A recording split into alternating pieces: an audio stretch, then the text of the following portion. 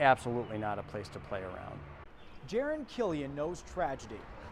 He's worked at Clay Township Fire Department now for 8 years, and he sees sudden accidents all the time. As a father, he says prevention is key. You need to watch after your kids. The kids need to have adult supervision all the time. This story isn't one that we heard about in the national news. This tragedy yesterday happened in our very own community. 2 young kids both died, and even though the details of what exactly happened are still under investigation, there is a lesson here that we can all teach our kids. Frankly, there's probably a gap in that education. People don't know that those latch systems exist, and number 2, I don't know that they know how to use them if they are in that position to begin with.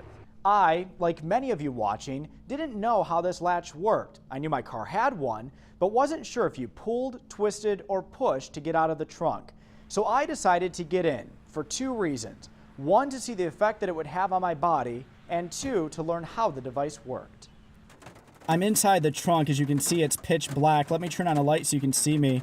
My lens keeps fogging up because it's so muggy outside, so I'm sorry if you can't see me that well. This is so uncomfortable. There's not a lot of room, and it's obviously very, very hot in here. We've already passed the 5-minute mark. It is just so hot in here. The lens continues to steam up. It is just burning up inside this car. I'm really sweating now. Not really having a hard time breathing, but it's just very, very uncomfortable. I feel that arm get squeezed by that blood pressure cuff here. We took my vital signs before and after being trapped for 10 minutes in the trunk. Your pulse rate was up to 93, so a difference of almost 30 beats a minute. Your blood pressure had jumped up from 133/83 to 145/86. My blood pressure and heart rate both spiked, while my oxygen level dropped. It only takes a couple of hours for an adult to die this way, much less for a small child.